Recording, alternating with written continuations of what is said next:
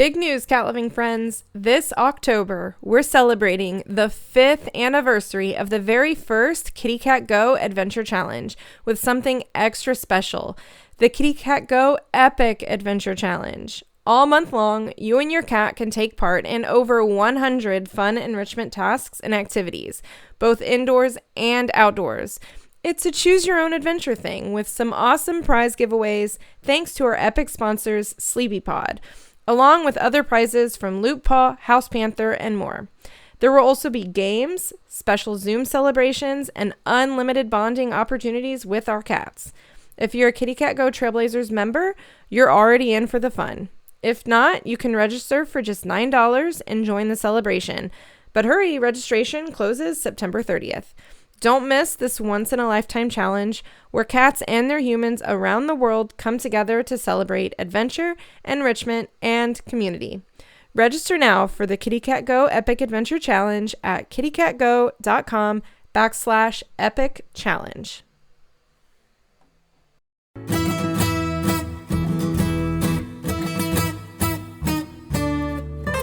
Welcome to the Kitty Cat Go Adventure Podcast. I'm your host, Emily Hall, certified cat trainer and cat adventure enthusiast. Whether you're a seasoned explorer just starting to leash train your cat, or haven't even begun your adventure journey yet, you're in the right place. Here on the show, we dive into anything and everything cat adventure, travel, training, and enrichment, with a mix of solo episodes as well as guest expert interviews.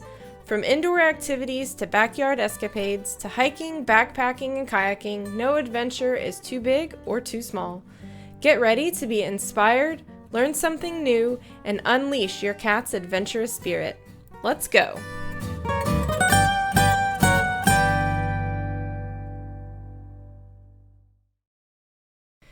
One of the hardest things about having to go out of town and not being able to bring your cat along with you is finding a reliable pet sitter, someone you can trust, who you know will give your cat the best care in your place. Though there might be a lot of pet sitting options available to you, it can be hard to navigate them all and figure out the best choice. After this episode, you'll walk away knowing what to look for and what questions to ask so you can hire a pet sitter with confidence.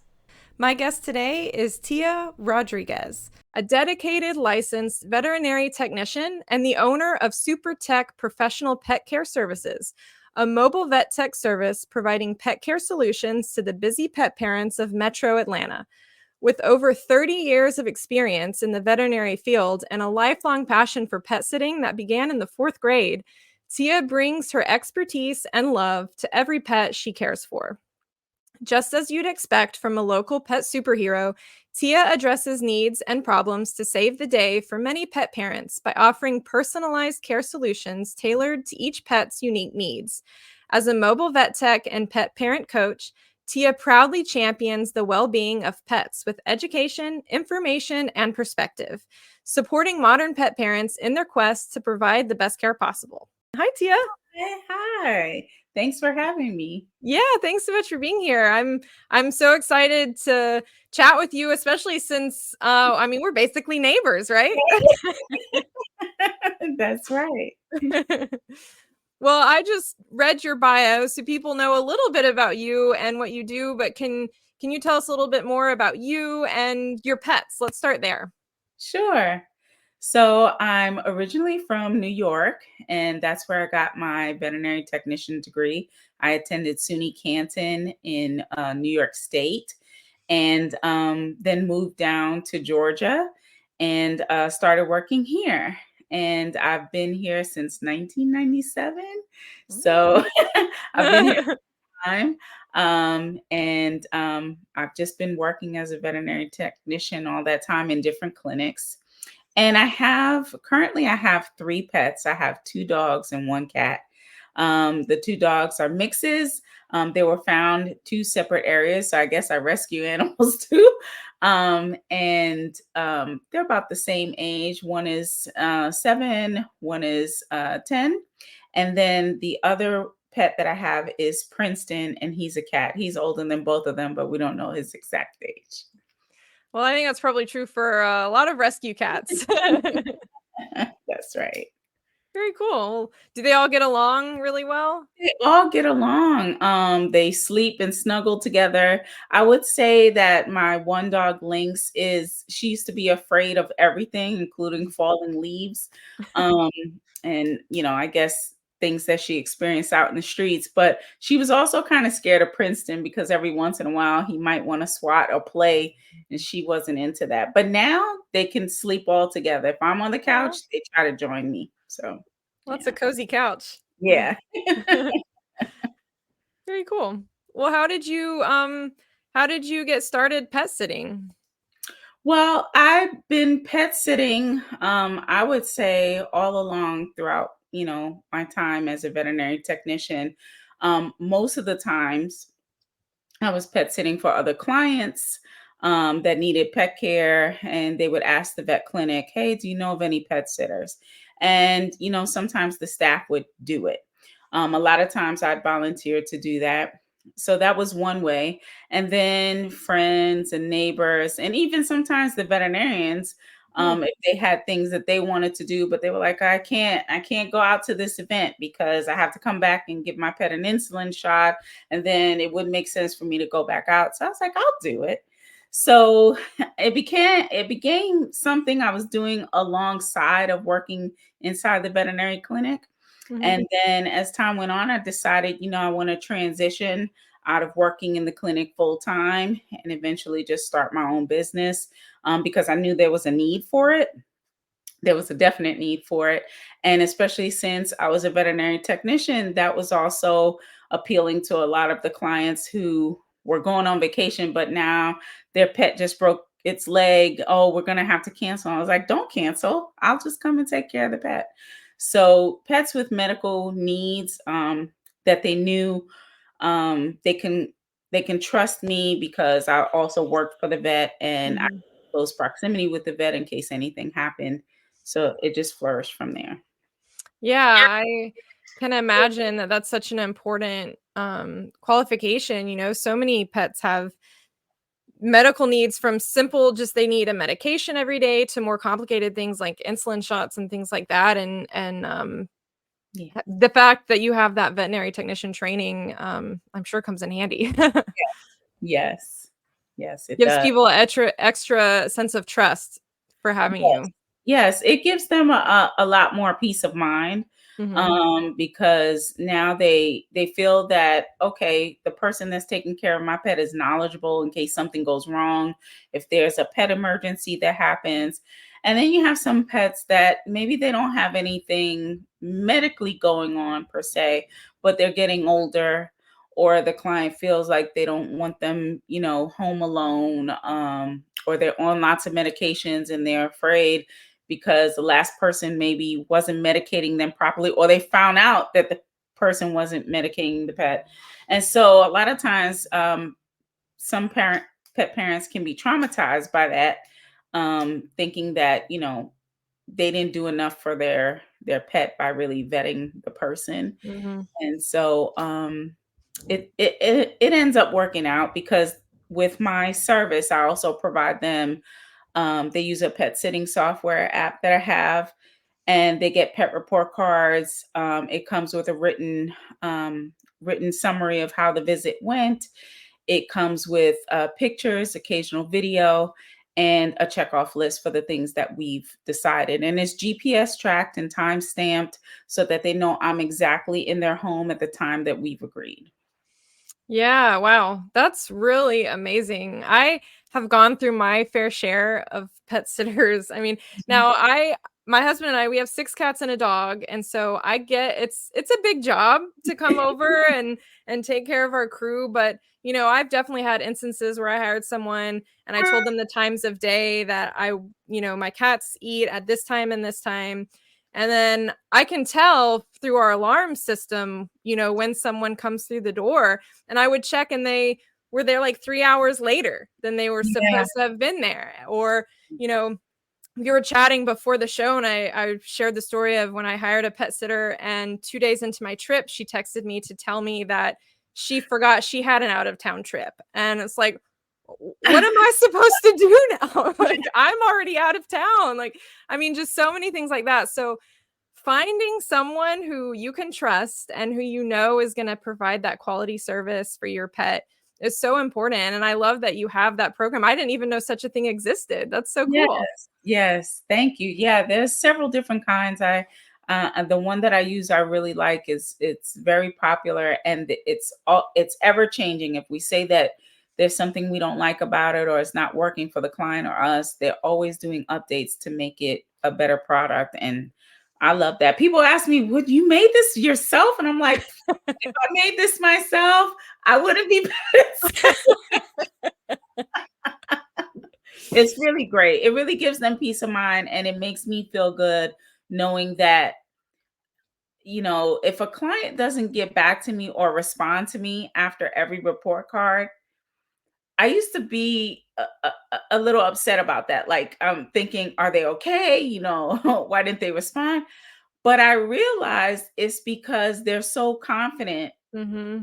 that they're not worried. And then some of them will get back and be like, I'm sorry I didn't respond for 2 days. I just know he's in the best hands, so I'm okay, and we've been having fun. I'm so sorry. I'm like, "Don't worry about it. It's all right. As long as you come back, I'm good." Yeah, I mean, that really speaks volumes about people being able to trust you because I've definitely had the opposite experience where I felt like I was having to text my pet sitter like, have you been by yet? How are the cats? How is everybody?" Because they weren't updating me. Yes. Yes. I had one of my first clients, after, once the pandemic hit is when I really started doing my business full time. And the first client that I had that was regular, um, one of the things she said to me was that her and her husband would race to look at the reports because the other pet sitter that they had for many years, they trusted her, but they never knew what was going on. She wouldn't send them any pictures. She, never communicated well with them. So they were just so impressed with the pet report cards and, all that. They were really excited about that. So that made me feel good. Yeah, absolutely. So, what other qualities do you think are important in a pet sitter? So, obviously, communication is important, and your background in being a vet tech is important. What else do you think are some qualities and qualifications that someone should look for when they're hiring a pet sitter? Yeah. I don't think that every pet sitter has to be a vet tech. I'll say that. I think that they should have experience handling pets and taking care of pets. And they should have some references that they can show you. But I think a reliable pet sitter is one that's going to be on time, going to communicate well with the client, and has a keen sense of what's important as far as the pet's needs. So when clients, have certain concerns, they should be listening to those concerns.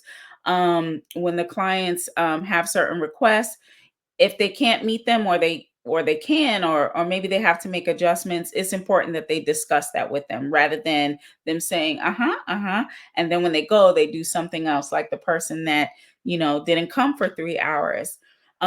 Is very important because I feel like if the client feels you're communicating with them, you're being transparent with them, you're letting them know if there's going to be delays or anything like that, then it gives them more opportunity to trust you. And a lot of times, maybe pet sitters are afraid to say, "Oh, I can't, I got this thing that come up," just like we're at work. We don't want to say, My car, and I really need to take care of this," because you don't want your coworkers to be mad at you. But if you let the clients know that, I find that a lot of times they are so understanding and they're so appreciative of you Hmm. being transparent and being honest about what's going on. Because, I don't take for granted that nowadays everybody has cameras, right?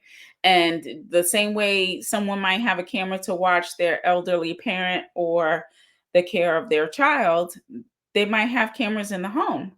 And so I do. being yeah, being honest goes both ways. So the client should, let us know you have cameras, but at the same time, we should act like even though nobody's watching, somebody's watching. You should be doing everything as you said you should. So they should have integrity. They should be honest. If they make mistakes, they should be honest.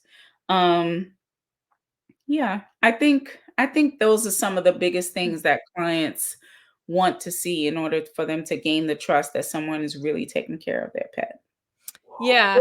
I like what you said about being honest even when you make mistakes or have something come up, like in the instance where my pet sitter went like 3 hours later, if she had told me, like something came up, I'm going to be 3 hours late, I would have been like, okay, I would have known that was going to happen and either could have found someone else if it really needed to happen in a timely manner or, at least known that was going to be that way. But when somebody doesn't tell you that and then you find out later, it's like, come on. Yeah. Yeah. It doesn't look good. And I think a lot of times people worry more about how good it's not going to look if you are honest and you're upfront, but it's really the opposite. Yeah, yeah, exactly. People appreciate it when you acknowledge those things. Yeah. Um, what what would you say are some good ways that people can find a reliable pet sitter? So, I mean, in this day and age, we've got, Rover and all these other places. And I've heard a lot of horror stories of people using those services, right? So where can people go? How can people find somebody? Sure. So I think one thing to keep in mind that a lot of people don't realize is um, there's online services that are pretty much like a way for you to reach pet sitters, like maybe care.com or Rover. They are not the company that basically, employs these people. They are the avenue in which the pet sitter and the pet parents can meet. So even though maybe they're vetting, these pet sitters, there's opportunity for things to slip through the crack and people not to be on the up and up as to how professional they are or not. Because obviously there's hobbyist pet sitters and there's professional pet sitters. So, if you want to look for pet sitters, one of the things that you can do is you can go to your vet clinic or a local vet in the area, or many of them, and ask them, hey, do you have a reference list of pet sitters, groomers, dog walkers, boarding facilities, that type of thing? A lot of times they'll have that list, and you can go down the list and check who you like. Those references are usually um, people on that list are usually those that their clients have told them, we really like this place or we really like this pet sitter. So that's one way. Another way is, yes, you can find them on different apps like Nextdoor, Rover Care. But when you do, or through the newspaper, or maybe even Google, when you do, you should interview them and have at the meet and greet. And maybe even before then, when you're making that initial call, you should be asking them certain questions. You should be asking them what their experience is. Do they have references that they can send to you, both by phone or written, that you can, call? And they should be licensed, bonded, and insured. Hmm. And with that, that's a whole nother level. That's your professional pet sitter, because your hobbyist may not have those things. They may just be doing this to make extra money on the side, or maybe they're running it like a business, but really, um, maybe they're not charging like a professional business would, which might be a red flag to most people. And Hmm. then if they aren't licensed, bonded, and insured, then maybe you can ask them, well, are you just starting? That might be a legitimate reason. What does Um, that mean to be licensed, bonded, and insured? so if you have a license, you have a business license for that state. You're registered with the state. If you are bonded and insured, that means you have insurance in case anything goes wrong during the visits. Your pet gets injured, your pet gets loose, your pet bites another person while you're on the walk. What something's missing in the home, jewelry is stolen, and although there may be an issue where we're discussing, and it depends on the contract that you have for your pet care agreement. Maybe there were other people in the home, so not sure who's liable, but the insurance company is going to want to know that. They're going to want to know, does this client let other people, do you tell the client you don't let other people in the home while you're caring for this pet? Are you personally singularly responsible for this pet, or do they have five other people coming in and checking on the pet? Okay, so the stolen item, whose responsibility was that? The injured pet, whose responsibility was that? And so your pet sitter should also have a pet care agreement in which the terms of service. um, as a client, what the terms of service are for the company, what to expect from the pet sitter company, and they know what to expect, what they expect of you. Mhm. um, and so, yeah, so the bond is if something is lost or stolen or something like that, then the bond covers it. The insurance is for, other things that may happen as well. Yeah. So we should always ask if a pet sitter is licensed, bonded, and insured. Are there any other important questions that we should ask? Yeah, and when you ask them that, ask for the proof. Mm, They should have, just like you have a proof of a car insurance, they should have a card or some kind of notification from the insurance company that they are insured and for the period in which they're insured, and bonded. Um, as far as other things, I think to look for, you can always go at, like here in Georgia, Georgia.gov, I guess you can go and look up if a business is registered with the state. mhm. Um, I can't think of anything else right now. Well, you Look at this list. you were Oh, pretty thorough. yeah. Yeah, and I think a lot of that comes from experience. I will say, admittedly, when I first started pet sitting, because I was a vet tech, I didn't feel I need a I'm not getting licensed, bonded, and insured. I'm already a licensed veterinary technician. Why do I need this? Why do I need this? But as I researched and I learned, and I was like, oh, okay, this makes a lot of sense. This is why people would identify one person as a professional versus one person as a hobbyist, and why they might choose the other one of the other, not just because I'm a vet tech. Mhm. Yeah, that makes sense. I mean, I especially I would think if you're pet sitting dogs, and you're walking them, the risk is so high of an injury, a bite, an attack, a fight, something like that, and having that protection is important. Yeah, because again, some people, they don't necessarily have the training or the understanding of what should and shouldn't happen during that dog walk. Yeah. And maybe they don't have the continual training. That's another thing. They should have some type of certification. They should have some type of training as to the animals that they're handling and how to handle certain situations. They should be CPR, pet CPR, and pet first aid trained. They can show you proof of that as well. Not having some of those things doesn't mean that they don't care for the pet, or they might not be a good person for your pet right then, but it should be something that they should be, you know deciding that they want to develop professionally for themselves, Mhm. because there's a difference between walking a dog and there's an aggressive dog across the street or reactive dog across the street, and how you handle that situation is important Mhm. versus, "Oh, I'm just walking the dog, la la, and I'm looking at my phone and la la," and then you didn't tell that person, please don't come over here or whatever, and next thing you know, you have an injured dog or a dog fight. Yeah.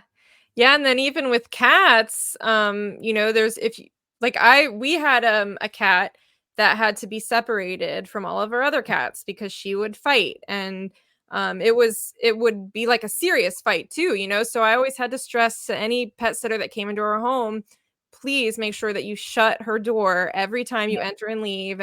And one time a pet sitter didn't latch the door all the way, but she admitted to the mistake. She yeah, texted me right after and was like, "I'm so sorry, Sassy got out of her room and I had to break up the fight. Nothing, it was real quick. I took care of it." And I appreciated that she was honest about it and told me. yeah. But I mean, anything can happen. You never Yeah, know, you know? things can happen. I mean, we're human. People are, we make mistakes, and just like Mhm. in a job, we have to give people a little bit of room and understand that things happen, and they're getting used to routines in this one household, and they may have like 50 other households that they visit. That is a different routine, which again is why it's good that we're not just, taking notes and, jotting everything down. There should be some kind of pet sitting software that helps them manage all of this information and allows the client to go in and make those changes and make those notes and notifications so that we receive them, and, we can take the best care of the pet that we can. Yeah. Yeah, absolutely. That kind of leads into one of my other questions I wanted to ask is how can we, as the pet owner, set you as the pet sitter up for success? What information do we need to provide to you so that way, you know what is expected. I know whenever I have someone come in, I feel like I've written them a book. It's like three pages long, and I'm like, maybe I'm overdoing it. I don't know, but better safe than sorry. I don't. So what would set you up for success when you're going to someone's home? Sure. Well, the app also helps take care of that. So there's sections in there where it's the client's profile, the pet's profiles, and what they get as far as what the feeding instructions are, what the medications are per cat, and any specific notes for each individual pet. So those things are in specific places, and it's easy for us to see. It's easy for the client to edit and us to shorten if we need to. So it's not a 3-page book, but um, but we still there's still some things, and it might be in your pet care agreement, your contract, some things that you want to have, so that the clients can refer back to that and make sure that they're following through. But one of the things I asked for, which a lot of people think, in vet clinics sometimes think is weird, because I'm just a pet sitter, not a boarding facility or a brick and mortar business, is I asked for annual visit and proof of annual visit and vaccination history. The reason being is I want to know that if I'm going from home to home, if I'm in a home where a pet is not vaccinated, but maybe they're sneezing or they have something that might be considered to me possibly an upper respiratory or contagious issue, then Mhm. I don't want to go to the next home to an immunocompromised pet or a young pet or a pet that's not vaccinated, and I'm bringing that with me. But it also allows me to see that the pet owner is responsible enough to consider the pet's care annually, whether they get vaccines or not. Rabies is required by law, so it's something that I'm going to require, and especially if I get bitten, whether the pet meant to or not, that's something my insurance is going to want to know about, workers' comp Mhm. is going to want to know about, and it's probably behooves everyone to go ahead and get their pet rabies vaccinated. But if the pets have been deemed, not needing vaccinations by their veterinarian, then I ask for an exemption letter. And then that puts everybody in, a safe zone.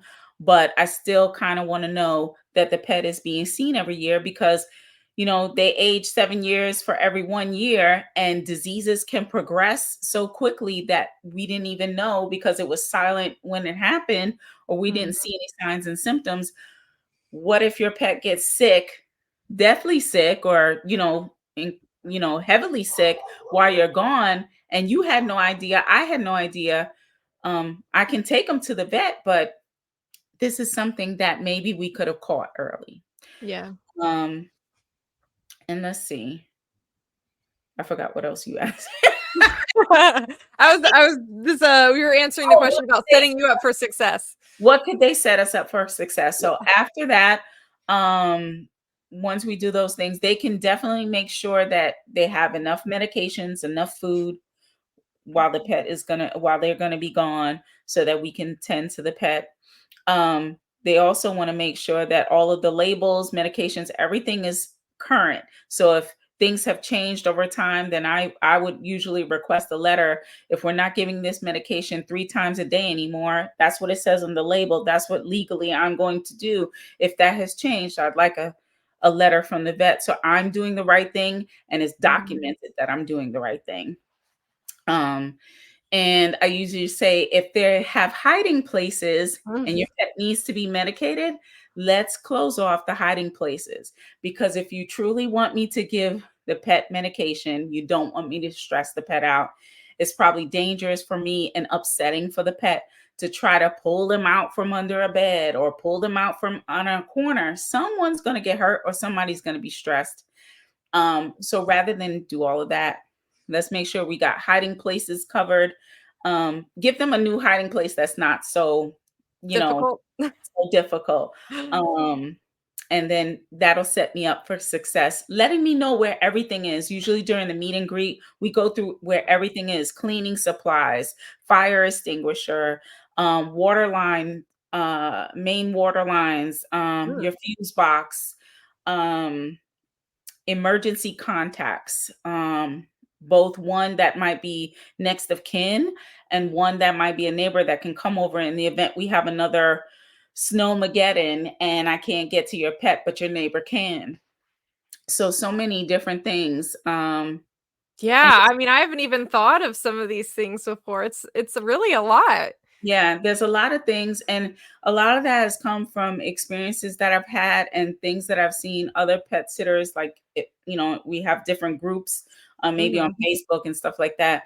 And if we've talked about something or we've experienced something, then that's something that maybe I put into my contract, or I go over with them, so that we don't have any what ifs. Yeah. Yeah. Very thorough. Thank you. Yeah.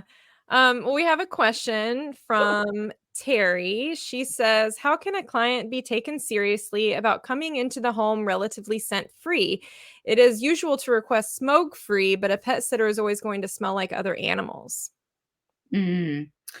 I would say if your pet is sensitive to the smell of other pets, then I would say, I mean, because there's going to be smells on you from different people, from every environment that you're going to be in. And if your pet is really that sensitive about it, then maybe you can ask them, can they change into other clothing or a smock or something like that? If they're going to be interacting with your pet and actually physically handling your pet, then maybe they can do something like that. But um other than that, it's kind of difficult to control the scent of a person. But if they're going to be handling lots of pets, yeah, just ask them if they can change clothes. Is something that's part of your pet care need, then they should be open to understanding that. And if they're not, find someone who is. Yeah. Yeah. Makes sense. So, and that's kind of, I guess, what might be considered an extra request. What kind of other services as a pet sitter do you offer aside from feeding, watering, scooping litter boxes, medicating? What other kind of requests and services do you offer? Sure. So there's a lot. And that's because different people have different things that have come up. So I also I'm doing more grooming. I used to call it light Hmm. grooming, where I might do sani shaves. Obviously, I do nail trims for dogs and cats and nail dremeling for dogs. Um, I do anal gland expressions. I do ear cleanings and ear meds and subcutaneous fluids, injections, whether it's vitamin injections, not convenient, allergy injections. Um, So a lot of the veterinary nursing care things I can do as well, blood glucose monitoring. Um, but then as far as like other things that maybe you might take your pet for to the vet or to another place, I do baths for cats and dogs. Hmm, It depends also if the temperament of the pet, right? sure. Um, Baths, blowouts, um, brushing, enrichment visits. So that's something new I've kind of started. So um, whereas it's not just playtime for dogs outside, but enrichment things that get them mentally stimulated, and invite them into a little sniffari kind of situation. So things that kind of enrich their lives, I'm really into. I'm really into learning now.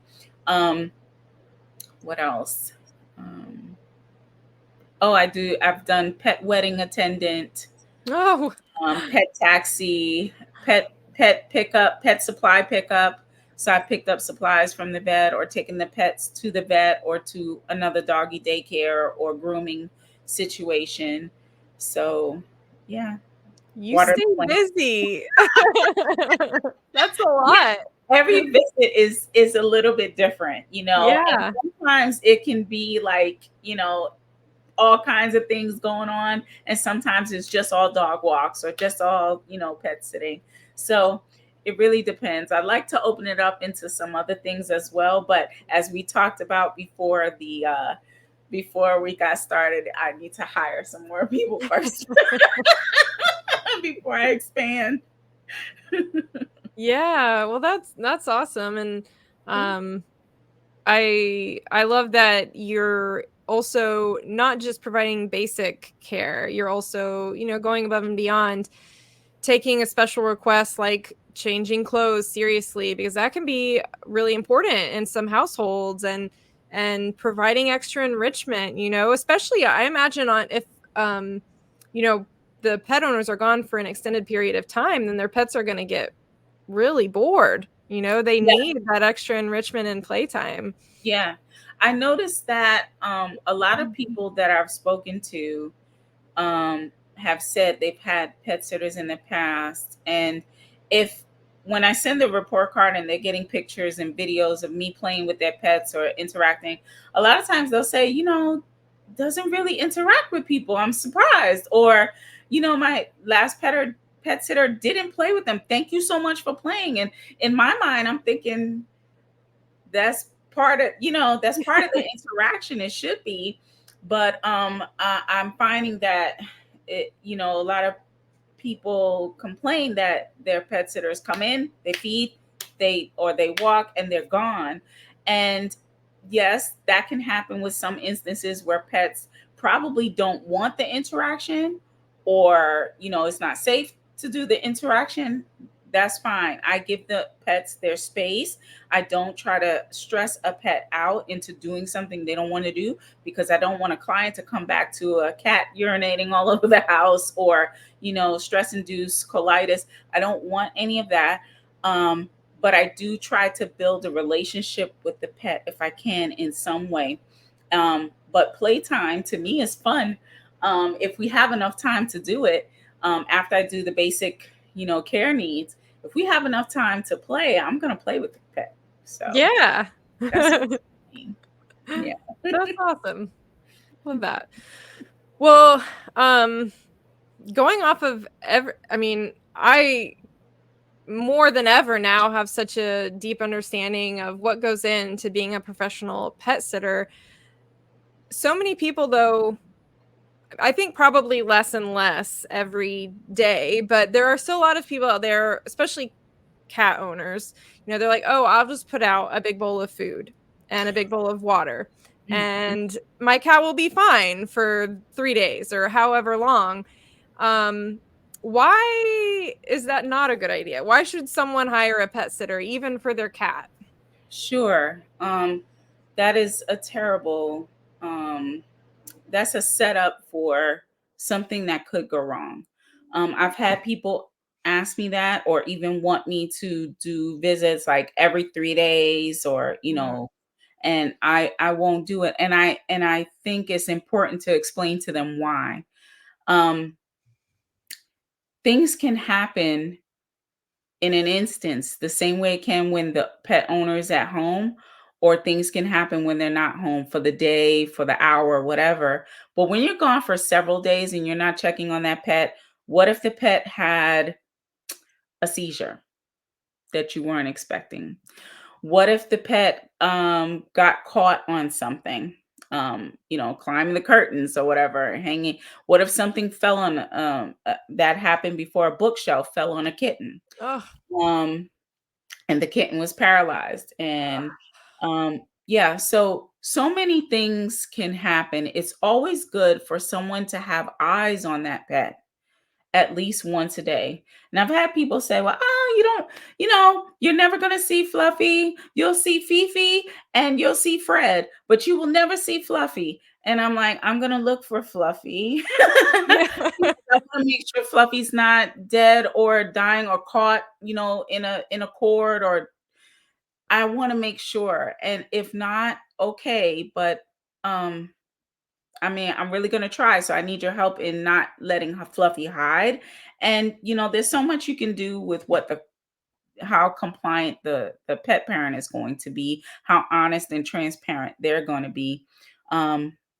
But leaving them home alone is for days with just food. Um,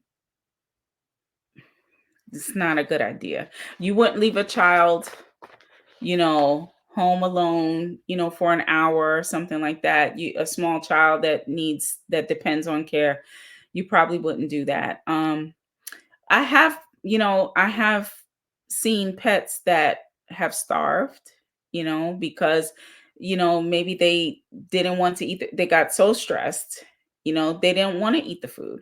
You have dogs and cats that do that in a vet clinic boarding or in a boarding facility where they're there, but they are not eating.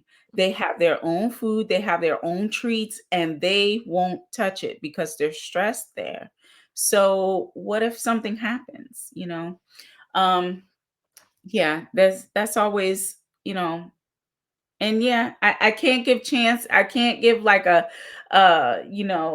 forecast of the chances of that happening, but with the chances that something has happened that we've seen in the vet clinic, or it's just not a good thing. So I will give people, stories about what I know, and they either choose to hire me or not, or sometimes they're like, that makes sense. That makes sense. I will at least do once a day for a cat, or twice a day for, you have some people that just want to do once a day for dogs. I'm like, they have to go outside to potty. Like, Yeah. have Who to wants to only be able to go to the bathroom once a day?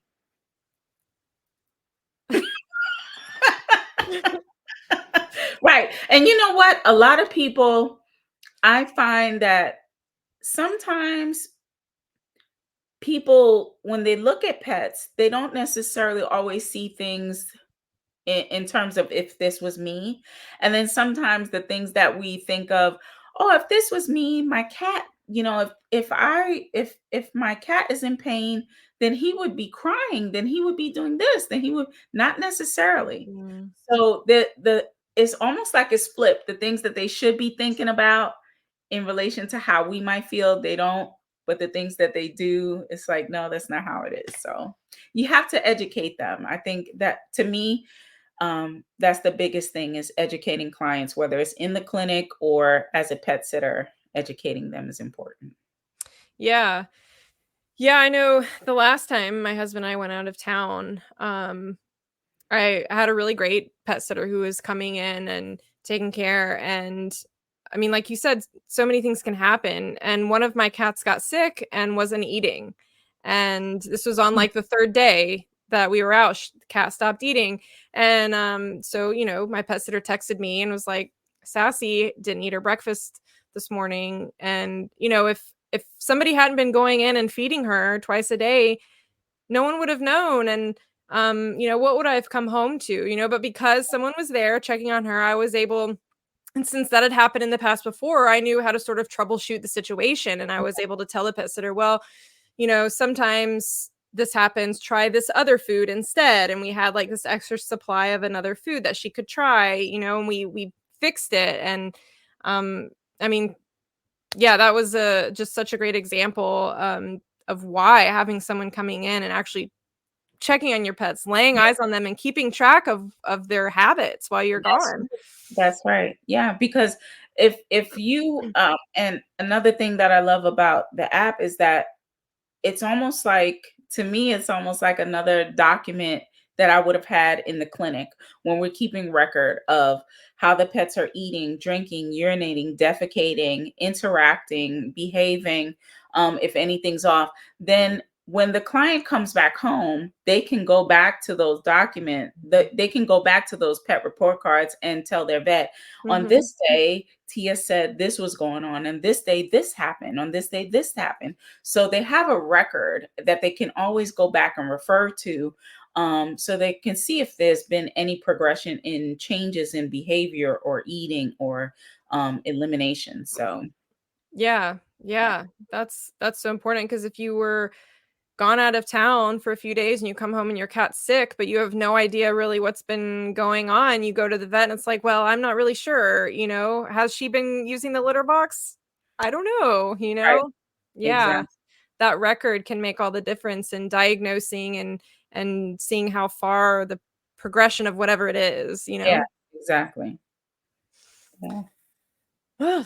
yeah, this is I wish you didn't live, like, 2 hours away from me. I know. Well, Uh, the thing is, there's more people out there that are out there, that are thinking about these things, that are learning that they need to be asking certain questions, not only of the clients about the pets, habits and conditions, but also, documenting these things and using apps and stuff like that that can help the client know what's going on with their pet while they're away. Um, so yeah, as people, decide that they want to train and they want to learn more and not just do this because it's fun. It has to be more than that because you're caring for lives. mhm. And these are, people's little fur babies. So, yeah. Yeah, absolutely. Um, Kat, was asking where you are. Tia's in Atlanta. I'm based in Marietta, but I do travel to different areas. Sandy Springs, Smyrna, Vinings, Kennesaw, um, Alpharetta, Roswell, Dunwoody. So I travel to different areas. If you're greater than 10 miles out of my service area, my main service area, then I do charge a travel fee. But other than that, um, I try to make it to other people if I can. Yeah. I think I'm probably a little out of your service Yeah. area. Sorry. Um, Terry is asking if we can have access to the app that you use. Is this an app that like just pet owners can use and get access to? It would be your pet sitter that has the app, Mm, and then you'd be a client on that app. You'd be a member into their client portal. gotcha. Yeah. What is the app called? Time to pet. Time to Pet. Hmm. And Cool. there's different ones out there. I don't know all of their names. I just did enough research to know that that was the one for me. Very cool. Thank you. Yeah. Well, do you have any other final tips or advice for people as they search for the perfect cat sitter? Yes, you want to ask when you're trying to hire a pet sitter, remember to ask them, what would they do in the event of an emergency, Mm, that's a good um, one. and let them answer the question. You can give them a scenario, a very brief scenario, and then let them answer, and then you can have a discussion about that. If there's anything that you would change from that, then that's great.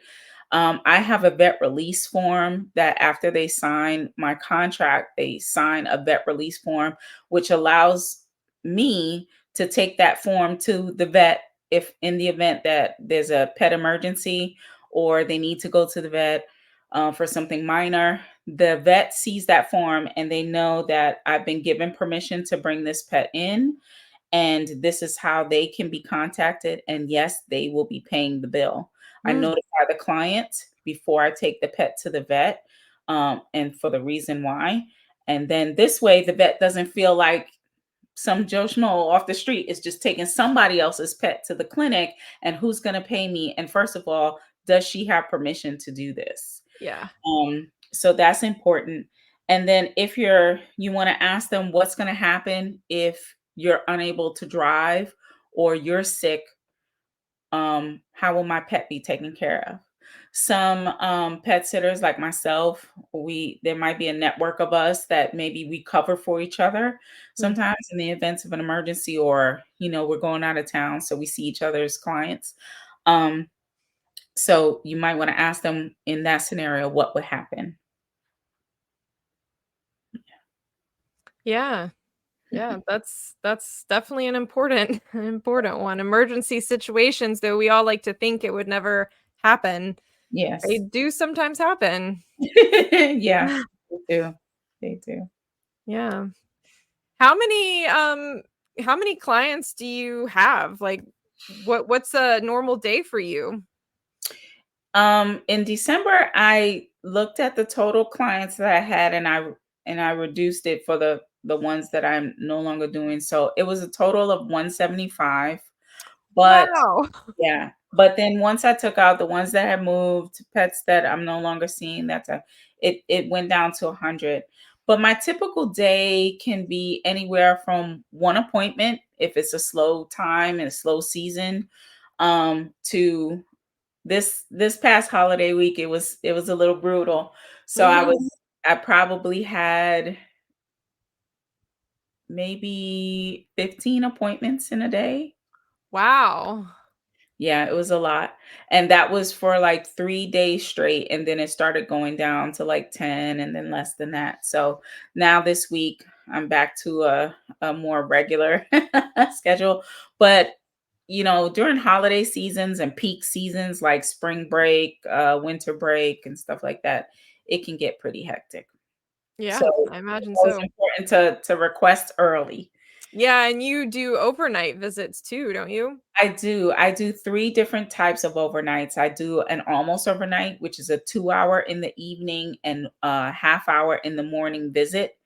Um, and then I do a 8-hour overnight, which is usually, the pet, play and have fun kind of visit. And then I do a 12-hour overnight in the event you have a pet that has medical issues that needs a 12-hour regimen of medication and care.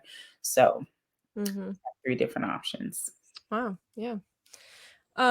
Terry is wondering, is it helpful for clients to alert their vets that a specific pet sitter has permissions? Yes, that is a great thing to do. Great question.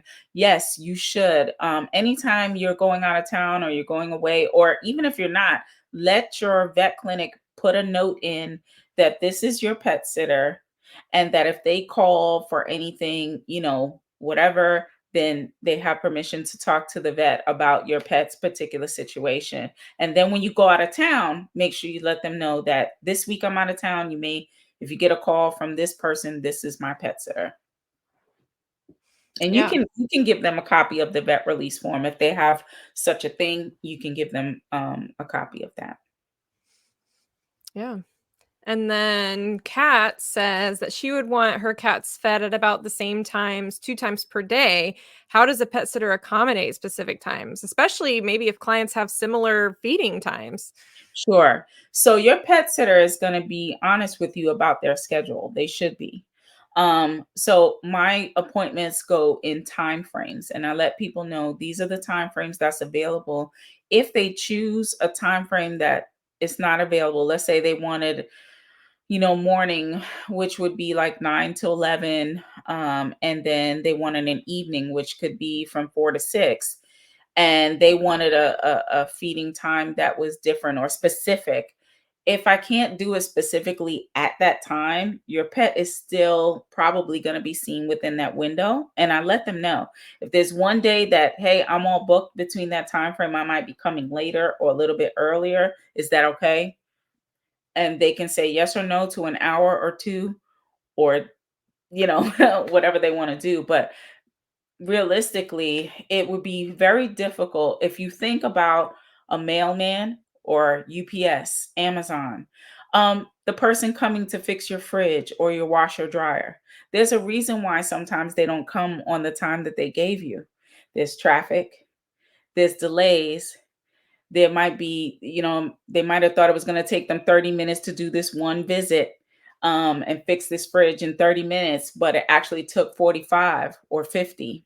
Mm-hmm. Now that throws them back. And if somebody had something more urgent to do, like if I had a pet that I have to give medication to versus your cat that's being seen once a day just to be fed, but I have a dog that needs to be walked and given insulin, now my route might change to make sure I take care of that and then come back to your pet. So, Mm-hmm. and which goes back to communication and, transparency.